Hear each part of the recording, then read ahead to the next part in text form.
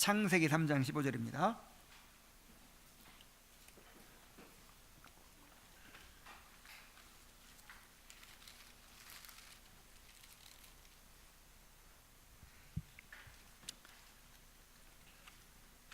자, 14절부터 15절만 읽죠. 15절. 다 같이 읽겠습니다. 시작. 내가 너로 여자와 원수가 되게 하고 내 후손도 여자의 후손과 원수가 되게 하리니 여자의 후손은 내 머리를 상하게 할 것이요 너는 그의 발꿈치를 상하게 할 것이니라 하시고. 아멘. 죄는 비참을 가져왔습니다. 우리는 살아가면서 끊임없이 비참을 경험합니다. 이렇게 비참을 경험할 때마다 우리는 뭘 생각해야 돼요? 죄를 생각해야 돼요. 죄가 이렇게 무섭구나. 죄가 이렇게 무섭구나. 이 세상에서 일어나는 온갖 그 비참한 일들, 또 우리 삶에서 경험하는 온갖 비참을 경험할 때마다 정말 이것이 죄의 결과라는 사실을 우리가 항상 기억해야 돼요. 그래서 죄가 얼마나 무서운 것인지를 깨닫고 죄에서 벗어나게 되기를 갈망해야 합니다. 구원이라고 하는 것은 결국 죄에서 벗어나는 것을 말하는 거예요. 물론 이제 소극적인 측면이죠. 죄에서 벗어나서 하나님의 영원한 영광에 들어가는 게 구원이죠. 그래서 1차적으로는 죄에서 벗어나는 게 구원이에요. 죄에서 벗어나는 게. 죄의 형벌에서 벗어나는 것이 칭의이고, 그 다음에 죄의 권세에서 벗어나는 것이 성화이고, 죄의 존재로부터 완전히 벗어나는 것이 영화입니다. 하나님은 행위 언약을 어김으로 이렇게 죄와 비참의 상태에 빠진 인간을 영원히 멸망하도록 버려두지 않으시고 다시 두 번째 언약인 은혜 언약을 세우심으로 구원하고자 하셨습니다. 이 은혜 언약은 성경 전체를 관통하는 성경의 핵심 사상입니다. 성경은 어떤 책이냐? 하나님이 언약을 세우시고 그 언약을 이루어 가시는 사실을 기록한 책이에요. 이 은혜 언약에 대해서 오늘 함께 대요리문답을 통해서 살펴보도록 합시다. 자, 먼저 하나님이 은혜 언약을 주신 사실에 대해서 살펴봅니다. 30문을 큰 소리로 함께 읽겠습니다. 자, 시작. 하나님께서는 온 인류를 죄와 비참의 상태에서 멸망하도록 버려두셨습니까? 답. 하나님께서는 일반적으로 행위 언약이라고 하는 첫 언약을 깨뜨려 비참에 빠진 모든 사람을 멸망하도록 버려두지 않으십니다. 하나님의 순전한 사랑과 자비로 자신이 택하신 자들을 죄와 비참의 상태에서 건져내셔서 일반적으로 은혜 언약이라고 하는 두 번째 언약으로 택하신 자들이 구원을 받게 하십니다. 그랬어요. 자, 하나님은 죄와 비참에 빠진 사람을 멸망하도록 내버려 두시지 않으셨다고 했습니다. 그중 일부를 죄와 비참의 상태에서 건져내셔서 구원하고자 하셨습니다. 두 번째로 세우신 은혜 언약으로 이제 택하신 자들을 구원받게 하시는 것이죠. 그런데 하나님께서 이렇게 하시는 이유가 무엇입니까? 사람에게 하나님의 호의를 입을 만한 어떤 선함이 있어서가 아니라는 거예요. 사람이 너무 귀한 존재이기 때문에, 하나님한테 큰 손해가 되기 때문에 그냥 멸망시켜버리면 안 되겠어요. 그래서 하나님이 이렇게 구원하려고 하신 것이 아니란 말이죠. 하나님은 모든 악인들을 모든 죄인들을 다 지옥에 쓸어버리셔도 하나님한테는 아무런 손해가 없어요. 오히려 하나님이 영광 받으십니다. 하나님의 공의가 드러나서 하나님의 영광 받으세요. 또한 어떤 인간에게 어떤 선함이, 어떤 가치가 있어서 이런 게 아니라 이 말이에요. 그리고 하나님에게 인류를 구원하실 그 어떠한 의무나 책임이 있어서 그렇게 행하신 것도 아니에요. 하나님이 꼭 그렇게 행하셔야만 될 이유가 있습니까? 어떤 책임이나 의무가 있습니까? 없어요. 그럼 무엇 때문입니까? 하나님의 순전한 사랑과 자비 때문에 라고 했어요. 이것은 다른 이유가 아니라 오직 하나님의 사랑과 자비 때문에 우리를 구원하시는 것이죠. 그래서 은혜의 언약을 우리에게 주셨습니다. 자, 31문을 한번 또 같이 읽겠습니다. 자, 시작. 은혜의 언약은 누구와 맺으신 것입니까? 답. 은혜의 언약은 두 번째 아담이신 그리스도와 그리스도 안에서 그리스도의 씨로 택함 받은 모든 사람과 맺으신 것입니다. 자, 행위 언약의 당사자가 누구죠? 행위 언약이 누구와 맺은 언약이에요? 네. 이제 하나님이 주권적으로 세우셨고, 하나님이 그 주권적으로 언약을 세우셨고, 그 언약을 맺은 당사자가 누구예요? 아담이죠. 근데 아담이라고만 하면 안 돼요. 아담과 아담이 대표하는 모든 후손들, 아담과 아담이 대표하는 모든 후손들이 언약의 당사자입니다. 우리도 언약의 당사자죠. 우리도 언약을 아담 안에서 함께 맺은 거예요. 그리고 아담이 어길 때 누구도 어겼어요? 우리도 어겼죠. 그래서 우리에게 죄책이 이제 전가된 것이죠. 자, 그렇다면 은혜 언약의 당사자는 누굴까요? 은혜 언약은 누가 맺은 언약이에요? 역시 하나님이 주권적으로 세우셨고, 그 다음에 예수 그리스도 및 예수 그리스도가 대표하는 모든 택한 자들이에요. 예수 그리스도가 대표하는 모든 택한 자들이 바로 은혜의 언약의 당사자입니다. 그리스도는 두 번째 아담이시라고 그랬어요. 두 번째 아담. 우리 로마서 5장을 한번 찾아봅시다. 로마서 5장 18절로 19절 말씀.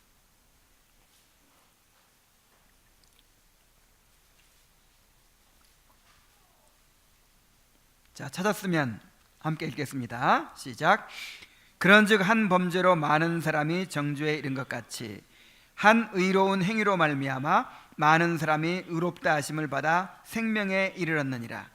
한 사람이 순종하지 아니하므로 많은 사람이 죄인 된 것 같이 한 사람이 순종하심으로 많은 사람이 의인이 되리라.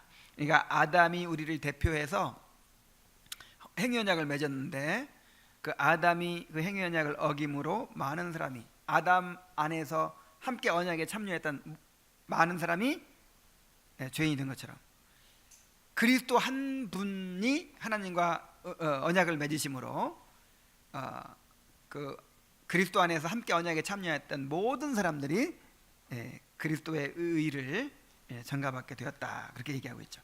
고린도전서 15장 45절을 또 한번 보세요. 고린도전서 15장 45절 또 함께 읽겠습니다. 시작. 기록된 바 첫사람 아담은 산 영이 되었다 함과 같이 마지막 아담은 살려주는 영이 되었나니. 여기 보니까 아담이 몇 명이에요? 2명이에요. 여기서 아담은 인류의 대표자를 말하는 것이죠. 자, 인류의 대표자가 몇 명이에요? 2명이지. 첫째 아담, 두 번째 아담. 첫째 아담은 행위 언약을 이제 맺은 우리 조상 아담이죠. 마지막 아담은 예수 그리스도죠. 그러니까 이게 무슨 얘기냐면은 아담이 행위 언약에 실패했잖아요. 그런데 그 실패한 아담의 자리에 예수님이 서셨다 이 말이죠. 그래서 마지막 아담이에요. 그래서 마지막 아담은 살려주는 영이 되셨다. 그래서 택함 받은 자들은 그리스도의 후손이 됩니다. 택함 받은 자는 누구의 후손이 돼요? 그리스도의 이제 씨가 돼요. 그리스도의 후손이 돼요. 그래서 아담의 육체적 후손이 아담의 죄에 참여하는 것처럼 그리스도의 영적 후손이 그리스도의 의에 참여하게 되는 것이죠. 우리 이사야서 53장 10절로 11절을 한번 찾아봅시다. 이사야서 53장 10절로 11절입니다.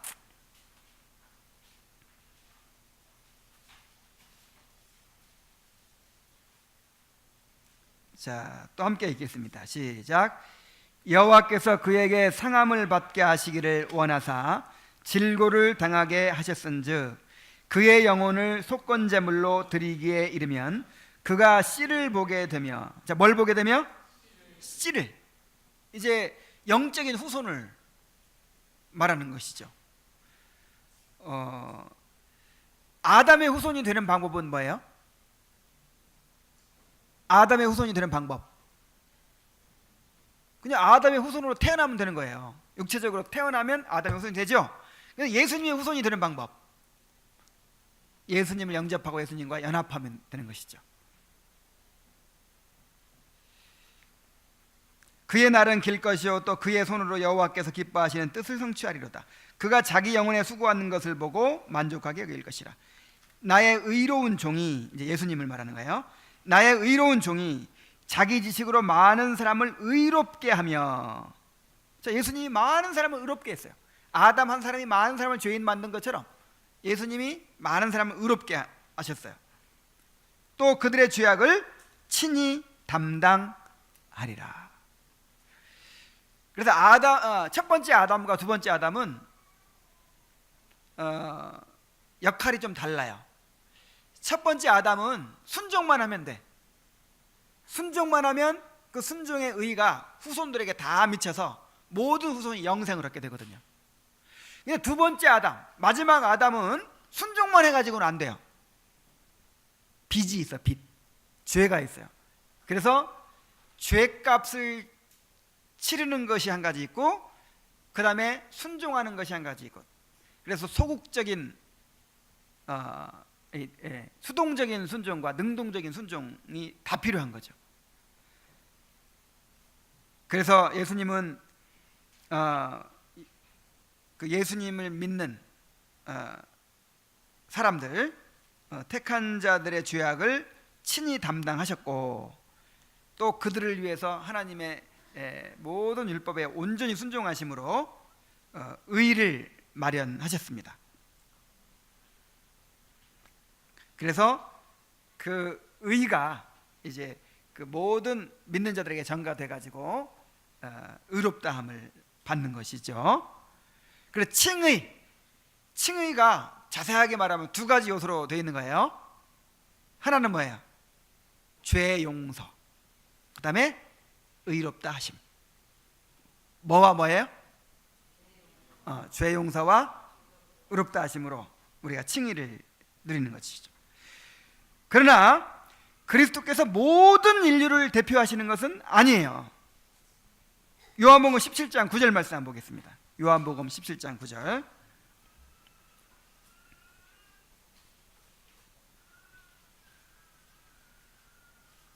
자, 함께 읽겠습니다. 시작. 내가 그들을 위하여 비옵나니 내가 비옵는 것은 세상을 위함이 아니요 내게 주신 자들을 위함이니이다. 그들은 아버지의 것이로소이다. 그러니까 예수님이 이 세상 모든 사람을 대표하는 것이 아니에요. 그리고 예수님이 십자가에 달려 죽으신 것이 이 세상 모든 사람을 위하여 죽으신 것이 아니에요. 아버지의 것, 아버지의 것이라고 하죠. 그 다음에 내게 주신 자들, 아버지의 것이었는데 내게 주신 자들, 이거를 택자라고 해요. 택함 받은 자들, 택함 받은 자들을 대표하시는 것이고, 택함 받은 자들을 위해서 죽으신 거예요. 이걸 제한 속죄라고 합니다. 우리는 제한 속죄를 분명히 믿어요. 왜냐하면 성경이 그렇게 말하고 있기 때문에. 자, 그러면 이 은혜 언약은 언제 맺어졌을까요? 자, 이 은혜 언약이 언제 맺어졌습니까? 창세 전에 하나님과 성자 하나님 사이에 맺어졌습니다. 에베소 1장 4절 말씀 한번 보겠어요. 에베소 1장 4절.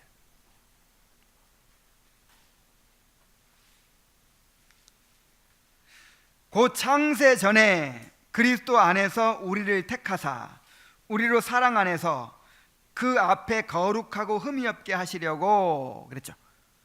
그러니까 이 세상을 창조하시기 전에 이미 그리스도가 중보자로 세워지고, 그 다음에 하나님께서 구원하기로 택한 자들이 정해졌어요. 그래서 이 말씀에 근거해서 이 언약이 언제 맺어졌다고 보는 거예요? 창세 전에 맺어진 거예요. 그래서 성자 하나님께서 아담의 자리에 오셔서 아담이 실패했던 행위 언약을 이루시고 택한 자들에게 그 의의를 전가해서 구원하시기로 언약이 맺어졌어요. 이것을 이제 구속의 언약이라고 해요. 창세 전에 맺은 언약을 무슨 언약? 구속의 언약. 그런데 이 언약이 우리 인류에게 계시된 것은 언제입니까? 타락 후에, 아담이 타락 후에 이 언약이 계시됐어요. 그것을 이제 은혜 언약이라고 하죠. 그래서 원래 은혜 언약이 주어진 것은 타락 후 창세기 3장 15절에서 처음으로 계시가 됐어요. 그러나 그 언약이 실제적으로는 언제 맺어진 거예요? 창세 전에. 그래서 창세 전에 그리스도와 이제 성부 하나님과 물론 성령께서 보증으로 참여하시고, 그래서 삼위 하나님 간에 맺어진 구원의 언약을 구속의 언약이라고 하고, 그 구속의 언약이 이제 우리 인간에게 계시된 것을 무슨 언약? 은혜 언약, 은혜 언약이라고 합니다. 우리 한번 다 같이 따라해 봅시다. 행위 언약, 구속의 언약, 은혜 언약. 그래서 행위 언약은 하나님과 아담 사이에 맺으신 언약, 타락 전에 맺은 언약이고, 또 구속의 언약은 우리가 타락하게 될 것을 아시고 하나님과 그리스도와 이렇게 맺으신 언약이고, 그 다음에 이제 은혜 언약은 이것이 인간에게 타락 후에 주어진 것을 말한다고 이렇게 생각하면 됩니다.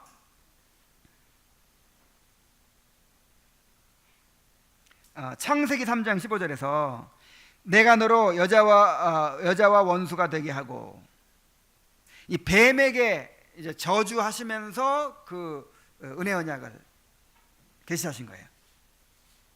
뱀을 저주하면서, 뱀은 지금 사탄을 상징하죠. 실제 뱀이지만 이제 그 뱀을 통해서 사탄을 저주하시는 거예요.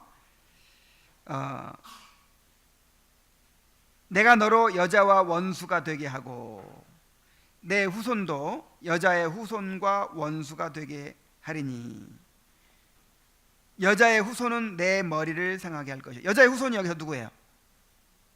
예수님이에요. 예수님이고 또 예수님을 믿고 구원받은 사람들까지 또 포함해서 여자의 후손입니다.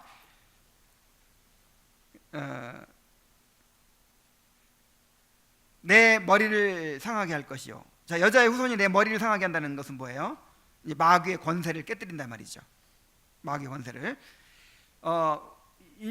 우리가 지난주에 배웠죠. 그 죄로 말미암은 형벌 중에 하나가 뭐냐면 마귀에게 포로가 된 거죠. 마귀의 종이 된 건데, 마귀의 종로로 해서 우리를 건져내시려면 어떻게 해야 돼요? 마귀의 권세를 깨뜨리셔야 되죠. 그래서 이제 여자의 후손인 그리스도가 뱀의 머리를 상하게 할 것이다, 마귀의 권세를 깨뜨리실 것이다 라는 것입니다. 너는 그의 발꿈치를 상하게 할 것이니라. 뱀은 누구의 발꿈치를?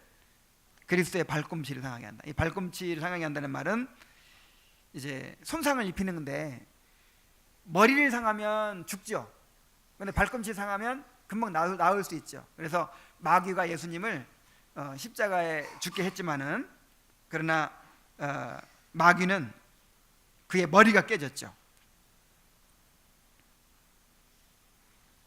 그래서 창세 전에 그리스도와 맺으신 구속의 언약이 우리에게는 은혜 언약으로 계시가 되는 것입니다. 자, 32문을 또 한번 봅시다. 이것이 구체적으로 어떻게 우리에게 드러났는지. 자, 다 같이 읽겠습니다. 시작. 하나님의 은혜가 두 번째 언약에 어떻게 나타났습니까? 답. 하나님의 은혜는 두 번째 언약에서 다음과 같이 나타났습니다. 하나님께서는 죄인들을 위해 한 중보자를 값없이 예비하시고 주시는데, 중보자로 말미암아 죄인들이 생명과 구원을 받게 하십니다.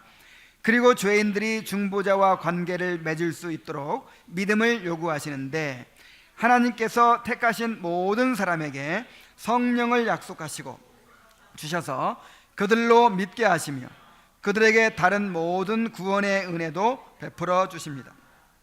또 택함 받은 사람들이 모든 일에 거룩하게 순종할 수 있게 하십니다. 이러한 순종은 하나님께 대한 그들의 믿음과 감사가 진실하다는 증거이며, 하나님께서 택하신 자들을 구원하기 위해 정하신 방법입니다. 자, 이 은혜 언약의 내용을 지금 살펴보는 거예요. 자, 은혜 언약에서 중요한 것이 뭐냐면 중보자입니다. 중보자.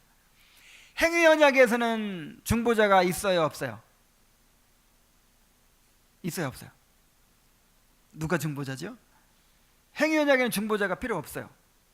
왜냐하면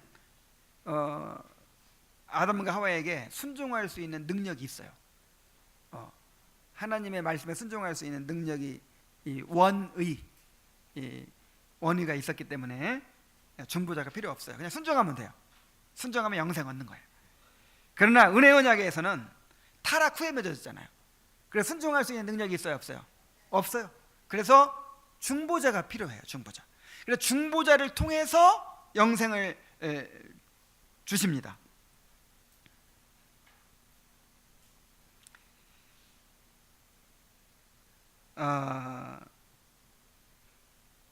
그 중보자가 누굽니까? 예수 그리스도죠.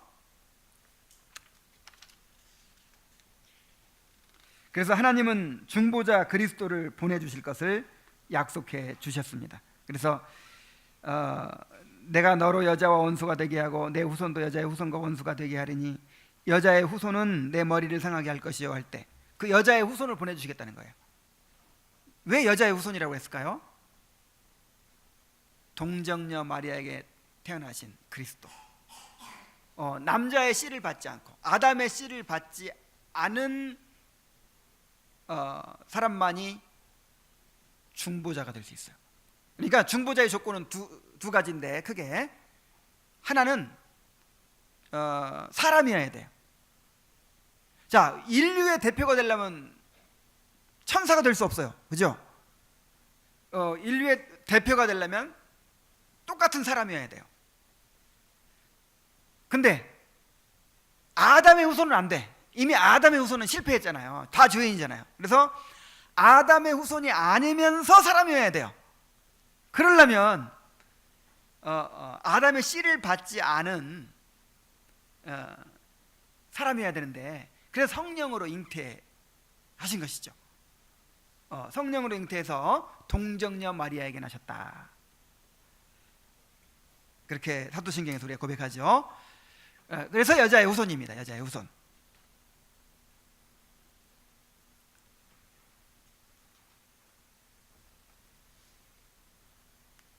자, 하나님은 그리스도 안에서 영생을 얻게 하셨습니다. 요한복음 6장 27절에 보면은 썩는 양식을 위하여 일하지 말고 영생하도록 있는 양식을 위하여 하라. 이 양식은 인자가 너희에게 주리니 인자는 아버지 하나님께서 인치신 자니라 그랬어요. 자, 인치신 자라는 말은 하나님께서 중보자로 이렇게 임명하신 분이라 이 말이죠. 다른 어떤 사람이 중보자가 될 수 없어요. 온전한 사람이면서 죄가 없으신 그리스도만이 우리의 중보자가 되실 수 있습니다. 그래서 그 중보자를 통해서 우리가 영생을 얻게 하신 것입니다. 요한일서 5장 11절 12절에 또 증거는 이것이니 하나님이 우리에게 영생을 주신 것과 이 생명이 그의 아들 안에 있는 그것이니라. 아들이 있는 자에게는 생명이 있고 하나님의 아들이 없는 자에게는 생명이 없느니라. 그래서 그 중보자를 주셔서 그 중보자와 연합한 자에게는 이제 그 중보자가 가지고 있는 영생을 같이 누리게 되는 것이죠. 사도행전 4장 12절에 다른 이로서는 구원을 얻을 수 없나니 천하 사람 중에 구원을 얻을 만한 다른 이름을 우리에게 주신 일이 없습니다. 그리스도 외에는 구원 얻을 길이 없어요.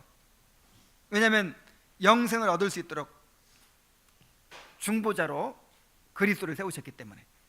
그래서 이제 앞으로 이 종교다원주의라고 하는 것이 굉장히 이 교회를 휩쓸게 될 것입니다. 다른 종교에도 구원이 있다는 거예요. 예수 그리스도를 통하지 않고도 구원의 길이 있다는 거예요. 있어요, 없어요? 없습니다. 없어요. 중보자 그리스도를 통하지 않고는 누구도 구원받을 수 없어요. 왜냐하면 아담의 후손으로 태어난 모든 사람들은 다 죄인이기 때문에, 다 사망 아래 있기 때문에, 사탄의 노예이기 때문에 그렇습니다. 자, 그런데 이 구원을 이제 어떻게 택한 자들이 받을 수가 있겠습니까? 자, 다시 정리합니다. 하나님께서 우리를 구원하시는 방법은 이제 인간의 노력이나 순종으로는 안 된단 말이에요. 이미 철저하게 부패하고 타락해져 있기 때문에. 그래서 중보자를 세우셔서 그 중보자가 이루신 구원을 그냥 받게 하시는 거예요. 근데 그 중보자 그리스도께서 구원을 이루셨죠. 우리가 죄값을 치러야 되는데 십자가에 달려서 모든 진노를 다 받으시고 형벌을 받으시고 죄 문제를 해결하셨어요. 그리고 하나님의 율법에 완전하게 순종하심으로 하나님 앞에 내놓아야 될 의의를 획득하셨어요. 그래서 그 중보자 예수 그리스도로 말미암아 죄사함 받고 영생을 얻을 수가 있게 된 것입니다. 죄사함 받고 의롭다 하심 받고 영생을 얻을 수 있게 된 거예요. 그러면 어떤 과정을 통해서 그리스도께서 이루신 영생을 받게 됩니까?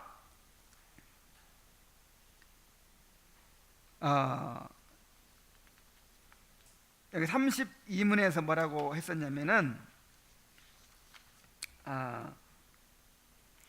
죄인들이 중보자와 관계를 맺을 수 있도록 믿음을 요구하신다 그랬어요. 그러니까 그리스도께서 이루신 구원을 값없이 받는 방법이 뭐예요? 믿음이에요. 믿음. 그래서 믿음을 이렇게 이해하면 돼요. 거지가 내미는 손이다 이렇게 이해하면 돼요. 값없이 주는 것을 어떻게 하면 돼요? 이렇게 받으면 되죠. 이게 믿음이에요. 믿음. 그러니까 믿음이 뭐 그냥 우리가 어떤 공로를 세우는 그런 게 아니에요. 값없이 주시는 것을 어떻게 하는 게 믿음이에요? 받는 게 믿음이죠. 이렇게 받는 게 믿음입니다. 그런데 그 믿음조차도 우리는 스스로 가질 수가 없어. 그 믿음조차도 영적인 시체예요. 영적인 시체. 그래서 믿음조차도 우리가 스스로 가질 수가 없어요.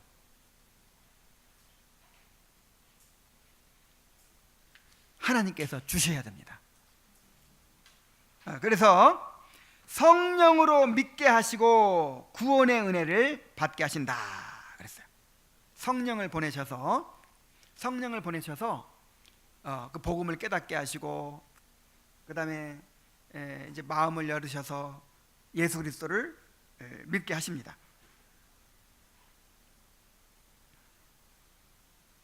자, 먼저 영생을 얻기 위해서는 믿음이 요구된다는 부분부터 한번 보죠. 요한복음 3장 16절 말씀, 이거 다 외우죠? 자, 함께 외워봅시다. 하나님이 세상을 이처럼 사랑하사 독생자를 주셨으니 이는 그를 믿는 자마다 멸망하지 않고 영생을 얻게 하려 하심이니라. 자, 독생자는 이제 중보자죠. 중보자를 우리에게 주셔서 중보자를 통해서 값없이 구원을 얻게 하시는데, 어떻게 하는 자마다? 믿는 자마다. 믿어야 돼요. 믿음으로 받을 수 있어요.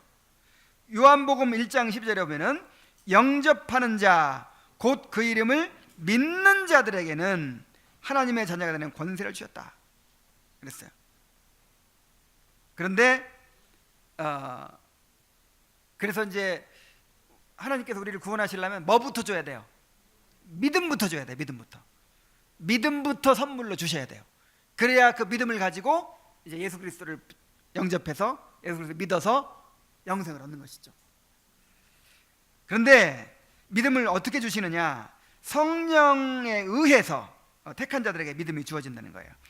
에베소서 2장 8절로 9절도 한번 찾아봅시다. 에베소서 2장 8절 9절.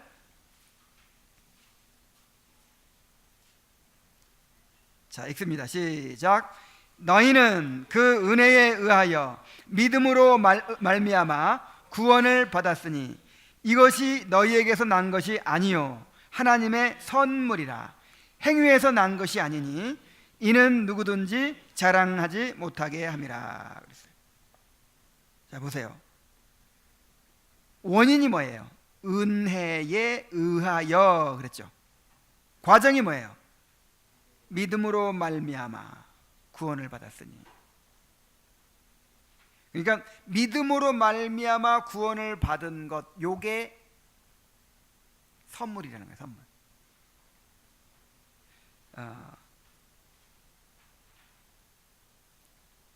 그러니까 믿음부터가 선물이에요.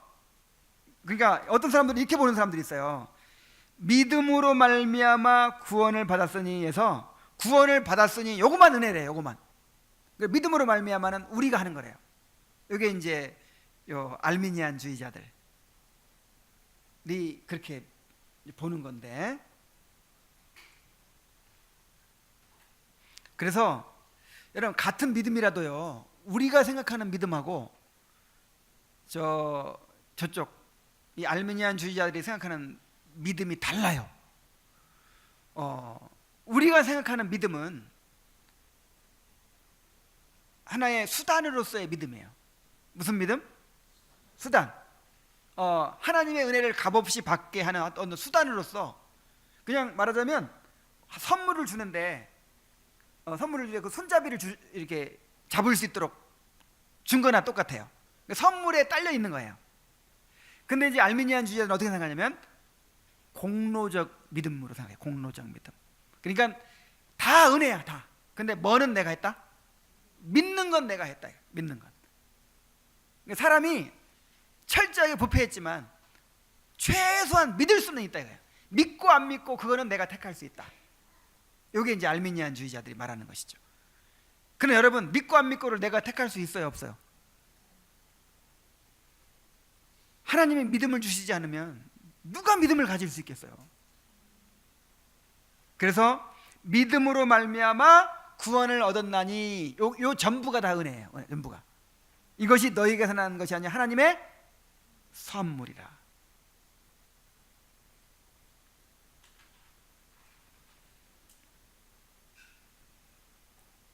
고린도전서 12장 3절에도요 한번 찾아봅시다. 고린도전서 12장 3절.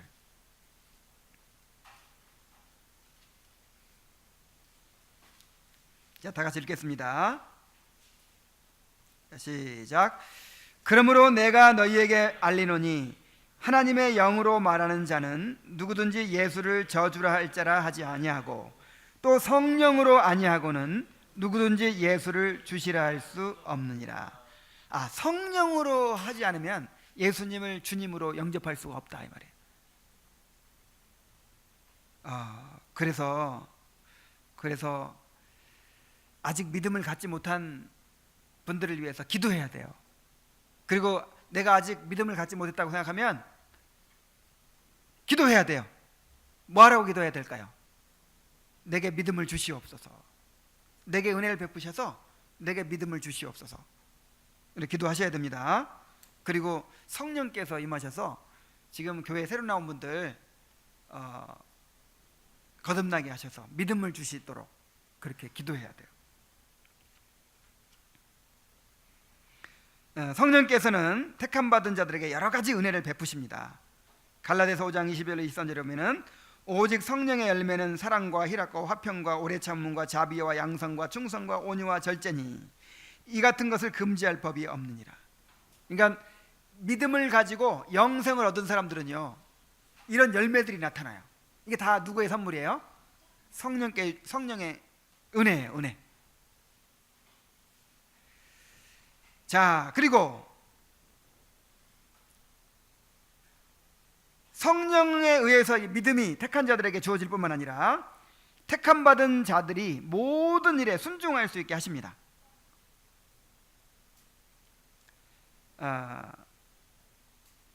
이 택함 받은 자들은 성령에 의하여 하나님께 순종할 수 있어요. 에스겔서 36장 27절 한번 보겠습니다. 에스겔서 36장 27절.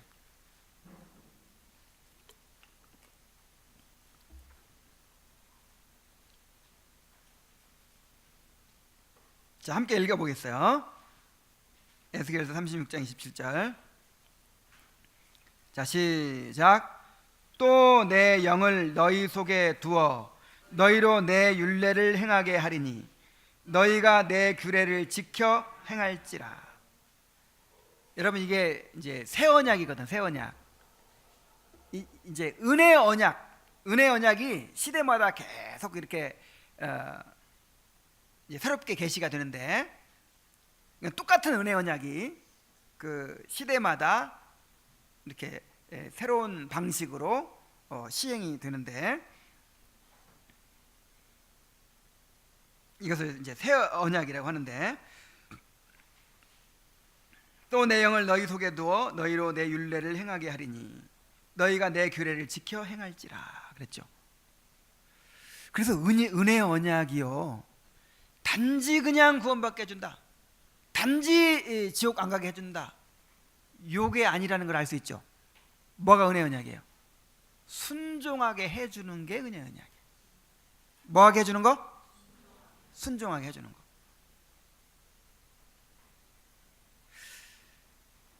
여러분, 값싼 은혜라는 말을 많이 하죠. 값싼 은혜. 왜 값싼 은혜예요?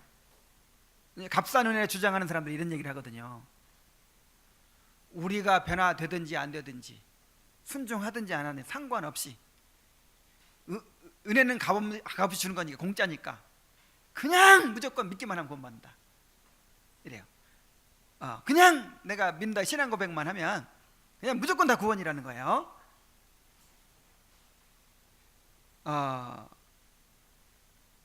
물론 믿기만 하면 구원 받죠. 근데 이제 이 사람들의 문제가 뭐냐면, 구원 받았지만 변화되지 않을 수도 있다는 거예요. 그러니까 두 종류래요, 그리스도인들이.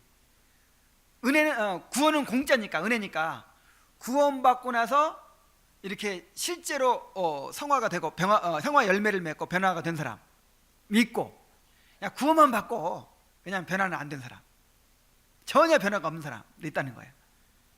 그게 나중에 이제 상급 받는데 차이가 난대요. 이게 값싼 은혜예요, 값싼 은혜. 여러분, 은혜를 줄 때는 단지 지옥 안 가게 해주는 거, 단지 천국 들어가게 해주는 게 아니라 순종할 수 있게까지 해주는 게 은혜예요.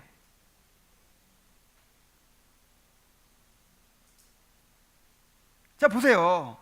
그 언약이 어떻게 주어지는가. 내 영을 너희 속에 두어, 성령을 보내주신다는 거죠. 너희로 내 율례를 행하게 하리니. 율례가 뭐예요? 율법이죠, 율법. 너희가 내 규례를 지켜 행할지라. 규례도 율법을 가리키는 것이고, 하나님의 말씀을 지켜 행할 수 있게 해주겠다, 요게 언약이에요. 이게 은혜예요. 자, 택자들은 그래서 선한 행실로 하나님께 감사하고 영광을 돌리게 되는 것입니다. 고린도후서 5장 14절로 15절 한번 찾아보세요. 고린도후서 5장 14절로 15절.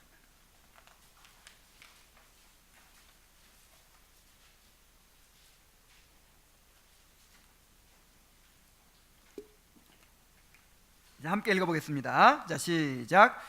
그리스도의 사랑이 우리를 강권하시는도다. 우리가 생각하건대 한 사람이 모든 사람을 대신하여 죽었은즉 모든 사람이 죽은 것이라. 그가 모든 사람을 대신하여 죽으심은 살아있는 자들로 하여금 다시는 그들 자신을 위하여 살지 않고 오직 그들을 대신하여 죽었다가 다시 살아나신 이를 위하여 살게 하려 하심이라. 정말 어떤 사람들은요, 예수님의 십자가를 이제 얘기할 때 그냥 우리가 죄인이지만 우리가 그냥 죄 가운데 살지만 값없이 구원해 주시기 위해서 예수님 십자가 달려 죽으셨다는 거예요. 그러니까 예수님 십자가 달려 죽으셨으니까 우리가 어떻게 살든지 상관없이 구원받는다는 거예요. 여기 이게 맞는 말입니까? 여기는 분명히 그렇게 안 돼 있어요. 예수님께서 십자가 달려 죽으신 목적이 뭐예요? 다시는 자기를 위해 살지 않고 우리를 위하여 대신하여 죽었다가 다시 사신 자를 위하여 살도록 하시기 위해서 죽었다는 거예요. 구원의 은혜는 우리를 주님을 위해 살도록까지 해주는 은혜지 단지 그냥 건져놓고 많은 은혜가 아니란 말이죠.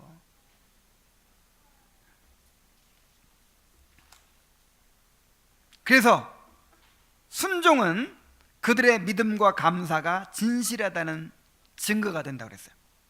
야고보서 2장에 보면은 2장 18절 한번 보겠습니다. 2장 18절.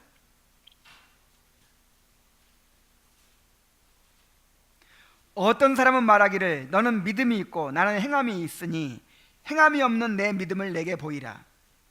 나는 행함으로 내 믿음을 내게 보이리라 하리라. 그러니까 어떤 사람들은 믿음 따로 있고 행함 따로 있다고 생각한다 이 말이죠. 그러니까 자, 믿음 따로 있고 행함 따로 있고 있을 수가 있어요, 없어요? 없어요. 왜냐하면 믿음에서 행함이 나오기 때문에. 그래서 믿음과 행함은 손의 양면과 같아요. 한 면만 있을 수가 없어요. 정말 믿음이 있으면 뭐 하게 돼요? 행하게 돼요. 순종하게 되죠. 그런데 어떤 사람은 이렇게 이제 말을 하는 거예요. 너는 행함이 있구나. 나는 믿음이 있어. 이게 말이 되냐 이 말이에요. 그래서 야고보는 어떻게 하겠다는 거예요? 나는 행함을 통해서 내 믿음을 너에게 보여주겠다. 자, 믿음은 어떻게 보여주는 거예요? 행함을 통해. 믿음은 안 보여요. 그러나 믿음에 따르는 행함은 보여요. 그래서 우리가 사람을 믿음을 평가할 때 뭘로 평가해야 돼요? 행함으로. 맞아요, 틀려요? 믿음은 안 보인단 말이에요. 근데 믿음에 따르는 행함은 보여요. 그래서 행함을 통해서 믿음을 보일 수 있어요. 순종은 하나님께서 택하신 자들을 구원하기 위해서 정하신 방법이다 그랬어요. 순종이 뭐 하는 방법이에요? 구원의 방법이래요. 신자의 선행은 하나님께서 미리 정하신 일이며 신자는 그 안에서 행해야 됩니다. 에베소 2장 10절을 보겠어요. 에베소 2장 10절 말씀 한번 찾아봅시다.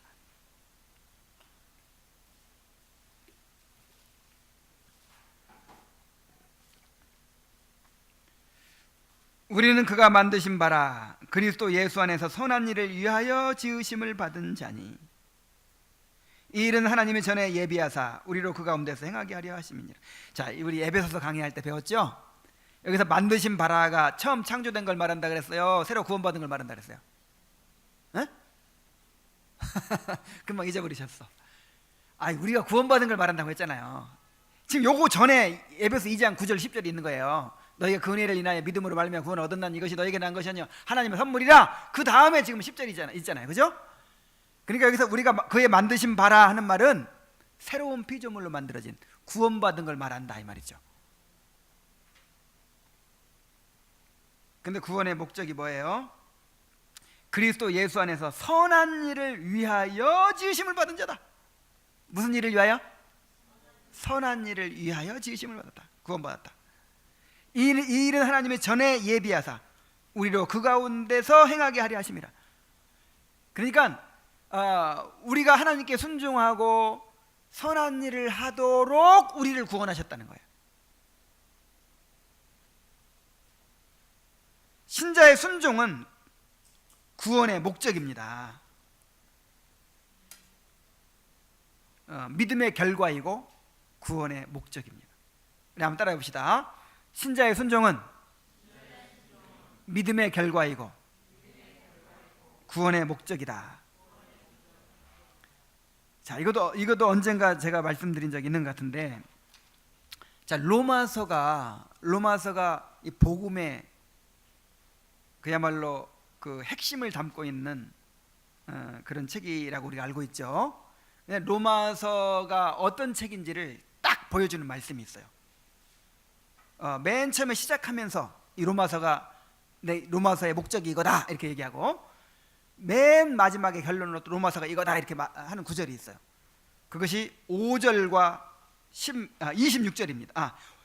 1장 5절과 16장 26절이에요. 먼저 1장 5절 한번 찾아보세요. 1장 5절. 로마서 1장 5절.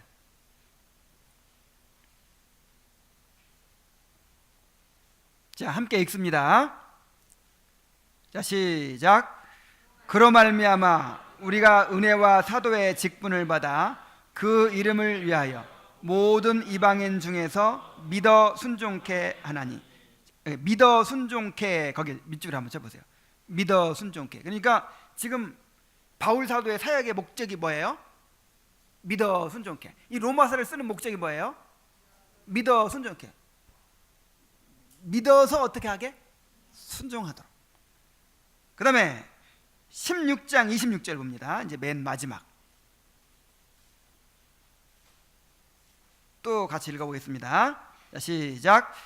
이제는 나타내신 바 되었으며 영원하신 하나님의 명을 쫓아 선지자들의 글로 말미암아 모든 민족으로 믿어 순종케 하시려고 알게 하신 바 그의 비밀의 계시를 쫓아든 것이니 그랬죠. 여기 또 뭐가 나와요? 믿어 순종케. 믿어 순종케 하는 게 구원이에요. 믿어 순종케 하는 게 구원이에요. 복음이 뭐예요? 복음이 믿어 순종케 하는 거예요. 그래서 우리가 은혜 언약을 얘기할 때 오해하는 사람들이 있어요. 은혜 언약은 하나님이 일방적으로 이루어 주시는 거죠. 그러니까 그냥 우리는 가만히 있으면 하나님이 다 하신다, 이렇게 오해하는 사람이 있어요. 그런데 은혜 언약의 그 강조점은 어디에 있냐면요, 우리가 언약을 지키는 데 있어요. 예정과 언약이 있거든요. 예정과 언약. 우리 이 성경의 정말 이 중심 주제가 예정과 언약인데, 하나님은 예정을 언약을 통해서 실현하신다, 이렇게 이해를 하시면 돼요. 자, 예정은 우리의 역할이 있어요, 없어요? 예정에 우리의 역할이 있어요, 없어요? 없죠. 오직 하나님만이 주권적으로 정하시는 거예요. 근데 오직 하나님만이 주권적으로 정하신 그 예정을 이제 실현하실 때는 언약이라는 방편을 통해서 실현하십니다. 근데 언약은 쌍방간의 책임이 있어요. 하나님이 이렇게 하시면 우리도 거기에 따라서 이렇게 하셔야 돼요. 갑과 을이 의무가 있는 거잖아요. 근데 사실은 다 은혜로 되죠. 은혜로. 이제 그 이면적으로 보면 다 은혜로 되는 거죠. 믿는 것도 은혜로 되고, 순종도 은혜로 되고, 견인도 은혜로 되고, 다 은혜로 해주시는 건데, 실제 요구는 우리한테 한단 말이에요. 우리한테. 자, 우리한테 뭘 요구해요? 맨 처음에 하나님이 중보자를 보내서 이렇게 구원을 이루어 주신다, 이게 이제 하나님의 약속이죠. 그러면 우리는 뭐 해야 돼요? 믿어라 그러잖아요. 믿어라. 그리고 순종해라 그러잖아요. 우리가 믿고 순종해야 될 책임이 우리한테 있는 거예요. 그래서 언약이에요. 그래서 은혜 언약을 은혜 언약에는 이제 그 뭡니까? 하나님께서 홀로 이루시는 그런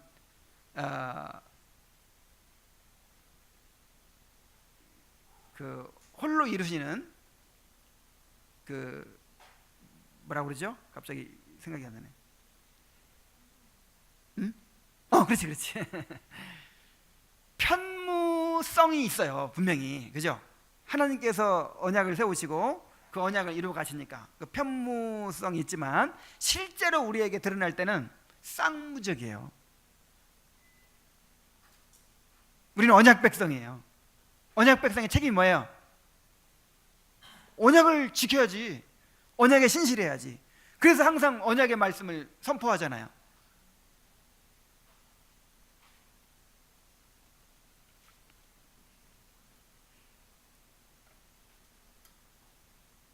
하나님의 그 약속을 믿는 사람은 그 믿음에 반응해서 순종하게 되어 있습니다. 그래서 언약에 신실한 그런 백성이 되어야 할 줄로 믿습니다. 그런데 하나님의 택한 자들은 하나님이 은혜로 말미암아 그리고 언약에 순종하게 해 주세요. 그래서 마지막으로 이제 그러면 우리가 택함 받은 자들이라는 걸 어떻게 알 수 있습니까? 그리스도를 믿고 회개하며 하나님이 지정하신 은혜의 방편을 사용하는 것입니다. 그렇게 할 때 자신이 하나님의 선택된 백성이라는 확신을 이제 가질 수 있게 되는 거예요. 그러니까 여기 오늘 공부하고 보니까 야, 택함 받은 자들은 아예 보장이 돼 버렸어. 그죠? 택함 받은 자들은 성령을 보내서 믿음을 갖게 해주고 그다음에 순종하게 해주고 뭐 이건 다 보장이 돼 있는 거야. 그럼 택함 받았냐 안 받았냐 이게 문제잖아요. 그죠? 그럼 나는 과연 택함 받았을까 안 받았을까? 그리고 그냥 택함 받았는지 안 받았는지 그냥 하나님 마음속 들여다보려고만 애쓰고 있으면 돼야 안 돼요? 그게 아니라 이 언약을 주셨으니까 언약의 조건이 뭐예요? 믿으라는 거잖아요. 믿으라는 거. 믿고 회개하라는 거잖아요. 그리고 은혜의 방편을 부지런히 사용해서 순종해 가는 것이죠. 그러면 그 은혜를 경험해 가는 것이죠. 그러면 선택의 확신이 생겨요. 나는 과연 선택된 사람이구나. 그런 확신을 하나님께서 주십니다. 자, 이 은혜 언약에 대해서 또 계속해서 알아가도록 합시다.